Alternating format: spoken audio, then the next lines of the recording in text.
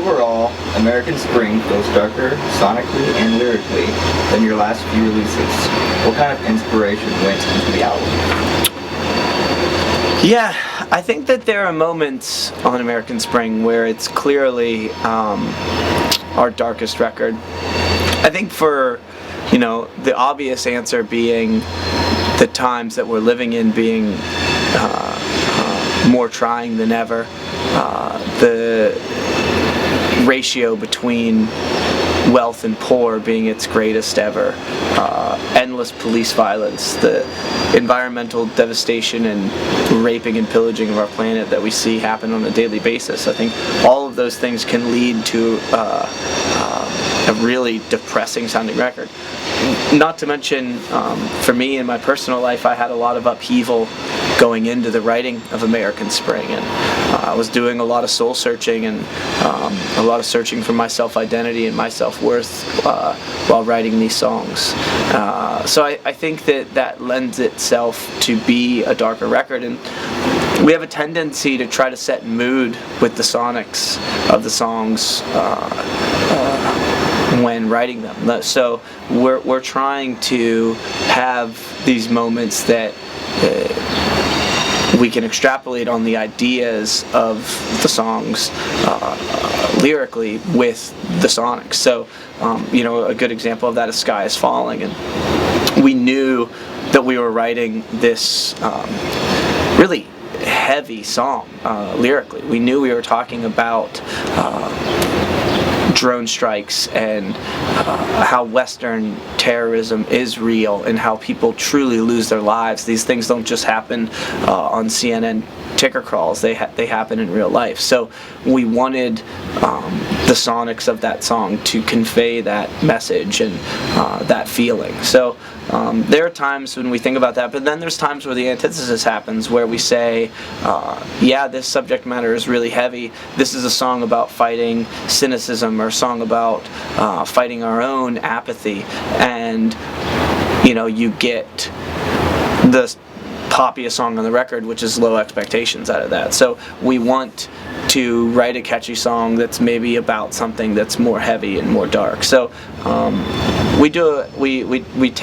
we tend to do it all over the place, and just what we feel super serves the song. So yeah, sometimes it's a conscious decision to make a song or make the music sound as maybe heavy or dire as the lyrics that we're singing, but sometimes it's the opposite of that. Your last two records were self-produced. What made you decide to hold a part in on this project? Well, self-producing the last two records was kind of a knee-jerk reaction to being on the major label. We were on RCA for 2 records, and we spent 3 months making each of those records, if not longer, in studios, and we took money from RCA and we built the studio here in Pittsburgh, where we made People Are the Gun and General Strike in-house with no one else around us, kind of to say to ourselves we could still get back in and make a punk rock record if we wanted to. And I think that that's why there was no demo process for either of those records. There was no real map out of what the songs were going to be beforehand. We just wanted to come in and make records that were inside of us and get 12 to 15 tracks out as quickly as possible and go on tour and share them with whoever would listen. So that was kind of the amount of vision we had going forward. So when you get to American Spring, us celebrating the 20th anniversary of Anti-Flag, it being our 10th record, myself questioning why I was in the band, why would I continue playing music at this point in my life when or even continue writing music when clearly we could go on tour and play songs from Die for the Government and Terror State and For Blood and Empire, and people would show up, and that would be a cool show. I mean, we'd have a lot of fun playing those songs. So there was this real honest conversation that we had amongst ourselves that was, if we weren't going to make American Spring our best record, if we weren't going to work harder on it than any other Anti-Flag record, there's no reason to make a record 10. So Kenny Carkeet was a friend of mine who I met with Chris Head and I's other band, White Wives. We met Kenny through AWOL Nation, and he is an amazing talent who really has his finger on the pulse of things that sound modern, things that sound current.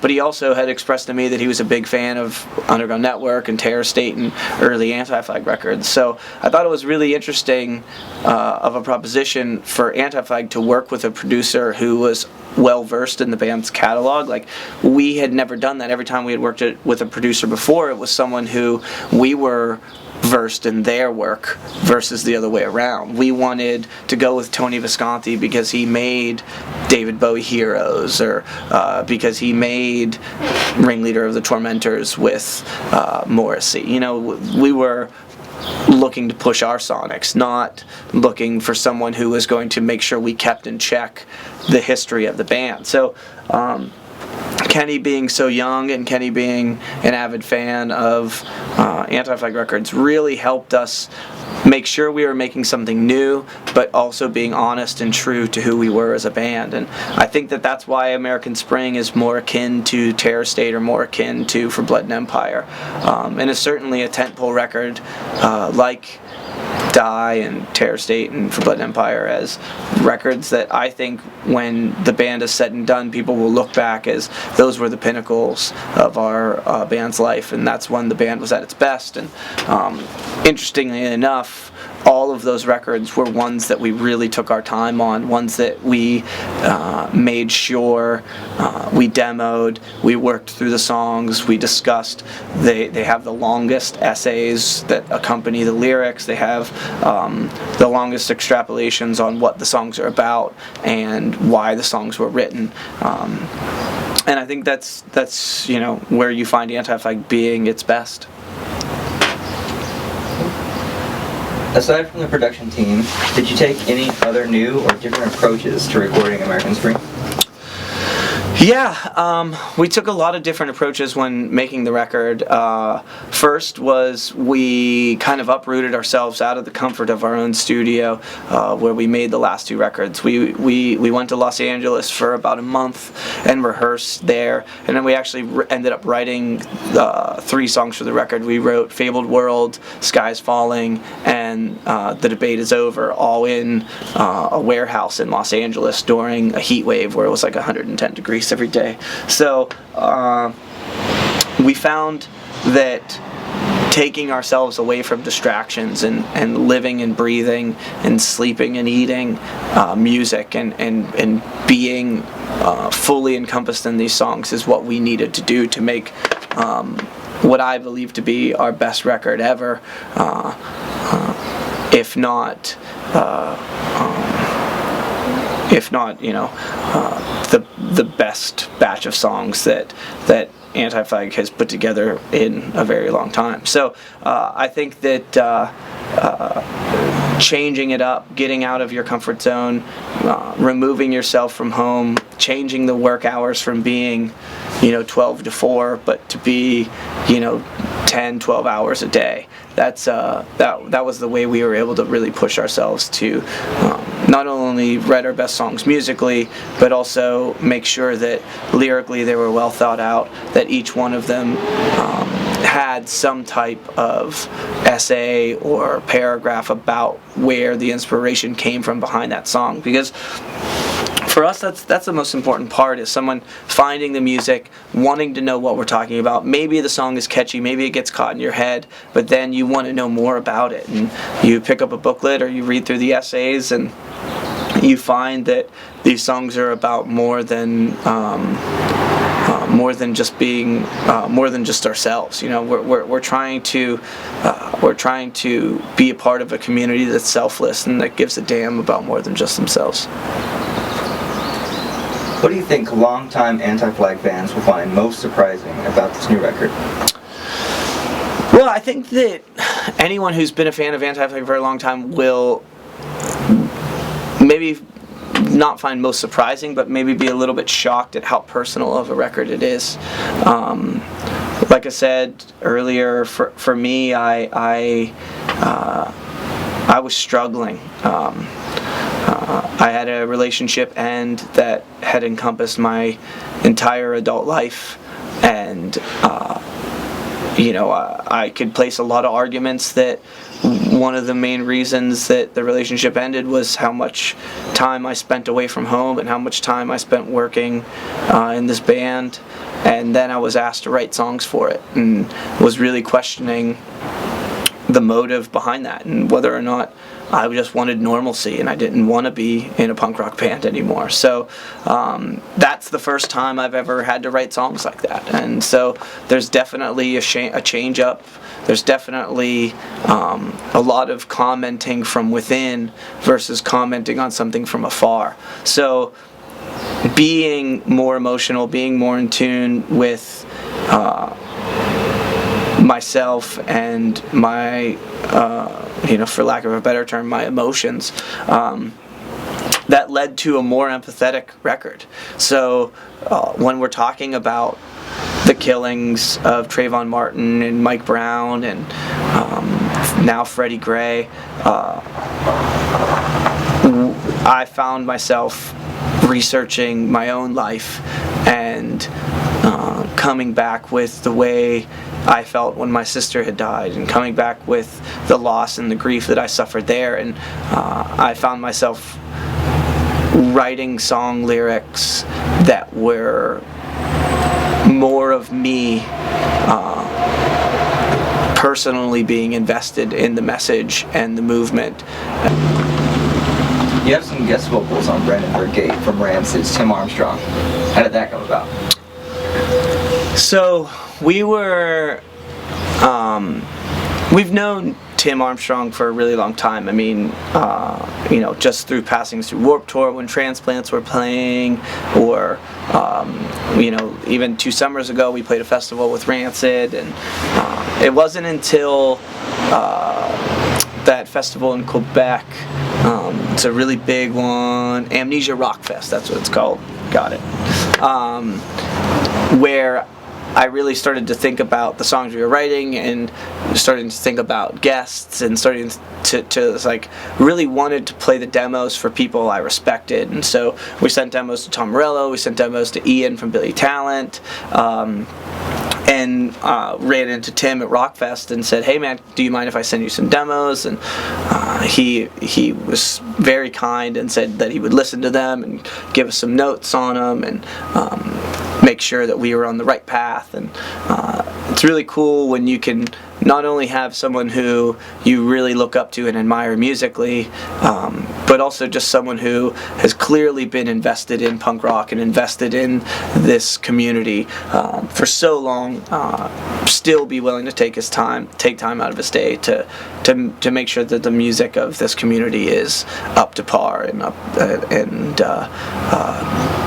Tim's a very kind soul for that. So we sent him the songs and bounced around, and then we were writing more, and we were in the studio before we knew it, and we got to Brandenburg Gate, and it just felt so much like a Billy Bragg or like a Clash feel, and I thought like Tim would be amazing for this. So I called Tim up and I asked him if he wanted to guest on the song, and thankfully he said yes, and I assumed he would just do it in his own studio or do it on his own time and send us a vocal track whenever he got to it, but he was really adamant about coming to the studio and being a part of the band, and that was really cool. So he came to the studio, I had all the lyrics printed out for him. He ended up writing them down himself, which I thought was really funny. I tried to steal it, but he put it in his pocket because I wanted that shit. That would have been cool to have. But yeah, he killed it, man. He sang a bunch of takes, a bunch of different ways, and sat with us as we put it together and chose the best ones. And he even, is in the video for the track now. So, and he calls me about it all the time. Like, called me in the middle of the night the other day, and he was like, thinking about it. It's like, yeah, I really like that we did this, or So it's so cool how, music is his life, and he's always thinking about it. He's always working on something, and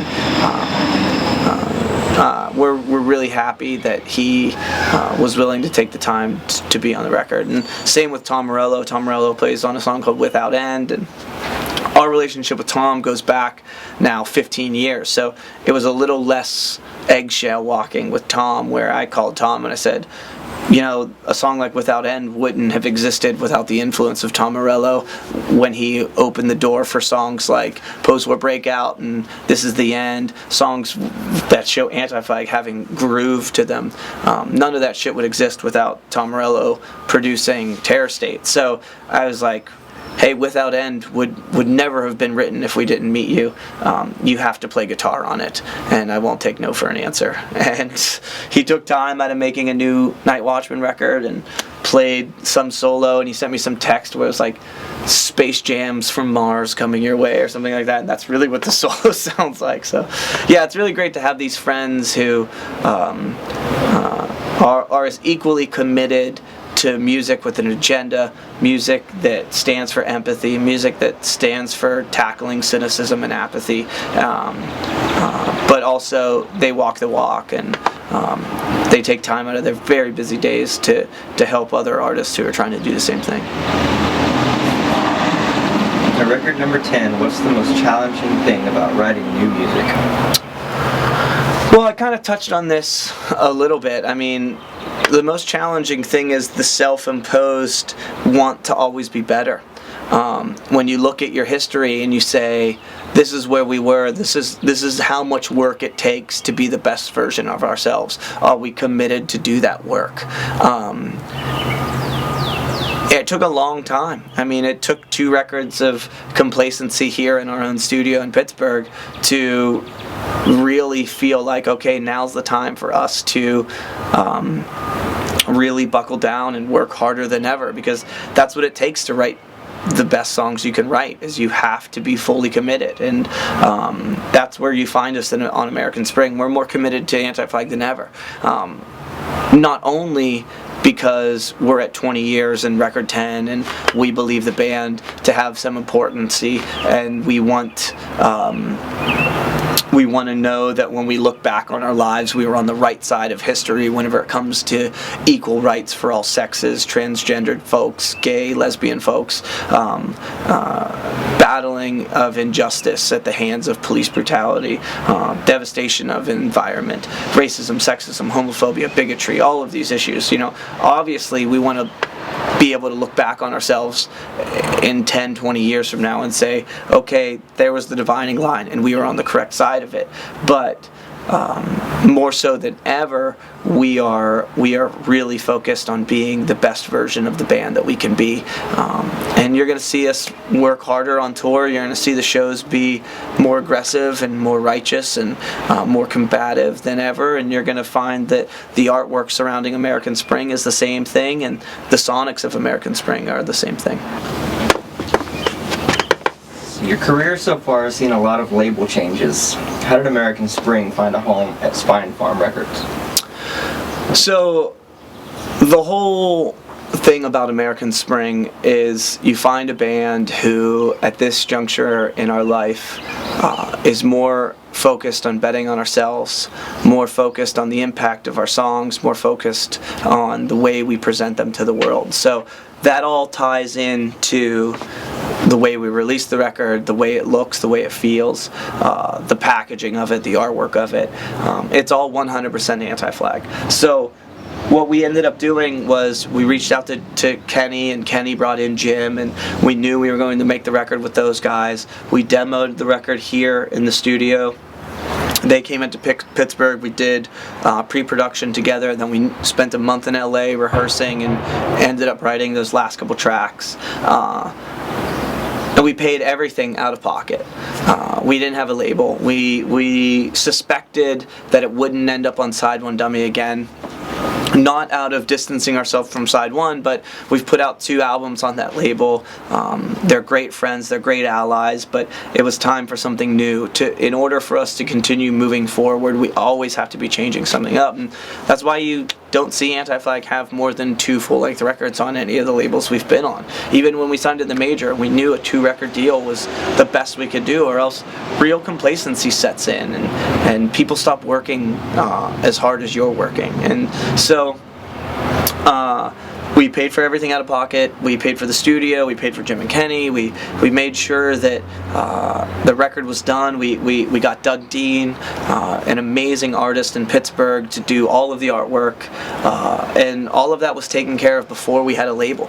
And then once we were ready to play music for people, that's when we started bringing in labels. And Spine Farm came with a real plan and a real agenda, and they're a global label. They have label offices in London, Paris, Berlin, Finland, Japan. That's tremendously important for our band. We believe the messages and agendas of Anti-Flag to be global. So we want our records not to be imports. We want them to be readily available for anyone able and willing to listen to them. So Spine Farm came with a really, really great worldwide plan, and that's why we ultimately chose them. And Dragon Force is on their label. You've been writing and performing music about pretty heavy topics for more than 20 years now. How do you fight cynicism and apathy in your own lives? Well, it's pretty easy for us. You know, we are very privileged.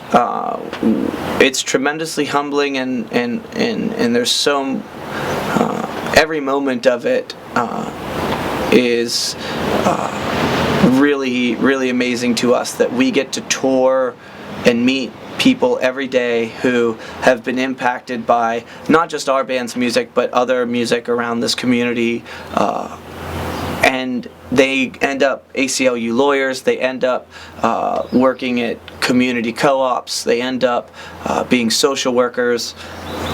They take the ideals and the ethos of punk rock and apply it to their day-to-day lives. And that's a shot in the arm of optimism. Every show we play just erases all of the apathy, erases all of the cynicism, because we look out and some nights it's 150 people and some nights it's 10,000 people, and we get this amazing experience of saying there's a real large group of people who give a shit about more than just themselves, and that's the great equalizer, man. It levels the playing field. It proves to you and proves to us again and again that there's a lot in the world worth fighting for. How do you feel socio-political lyrics can still resonate when punk rock these days is either incredibly introspective or just fuel for the party? Yeah, I think that it's a really valid point, that it seems like you're on an island being a political punk rock band in 2015, but we've been on an island before, and we've seen many moments in history where it seemed very quiet on the political and socio music forefront. So we're no strangers to feeling like you're yelling at a brick wall, but we're reminded again and again that it's connecting with people, and it's also an outlet for us to feel sane and to feel regular and to feel like there's a world worth fighting for. So you kind of have to keep your head down and ignore what's happening and trending in the world, and just do what you believe in and do what you feel is best for the community and best for a collective of people that are working tirelessly for justice and working tirelessly to find equality in this world. So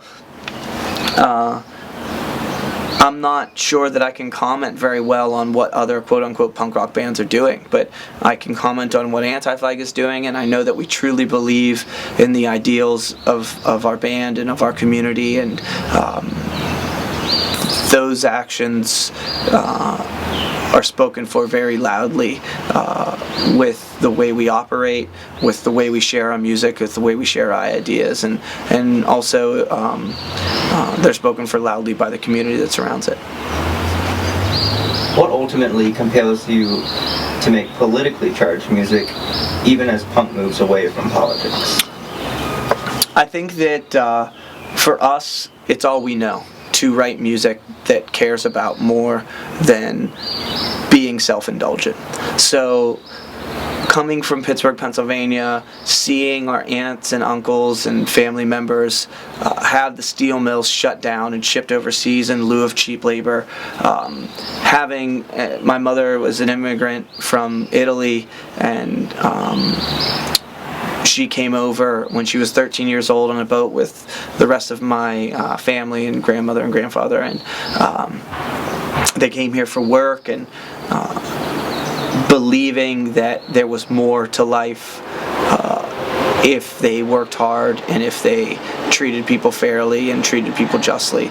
And that's been instilled in so much of what we do as a band that you can't erase that. And even when, it seems pretty hopeless and it seems like there's not a lot of other people out there who are paying attention, or not a lot of other people out there who are respecting the fact that there is a chance for tangible victory, there is a chance for real change, that positive and global paradigm shifts have never come from politicians. They haven't come from prime ministers or presidents or CIA kingpins or the Pope. They always come from the people. They always come from the bottom up.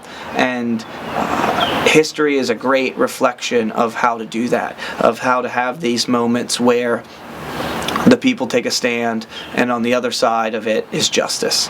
And it's a slow-moving process, and you have to be aware of that, and you have to take time for yourself, and you have to take time for your family, and you have to make sure that you're living the ethos that you believe, but it's a far more fulfilling life to lead than just worrying about what type of clothes you're wearing, or what type of car you're driving, or what type of jeans you're told to buy because no girl's gonna fuck you if you don't buy them, or what type of pimple cream you're supposed to have, or else you're not gonna have any friends in school. So that's the outside world trying to keep you isolated and keep you feeling alone and keep you feeling as if real change isn't at hand, but it is. So we only know one way to operate, and it's the same way we've operated since the band began in 1993, and I think that you find us operating at our highest level on the record American Spring. You did it. Wicked. Congratulations.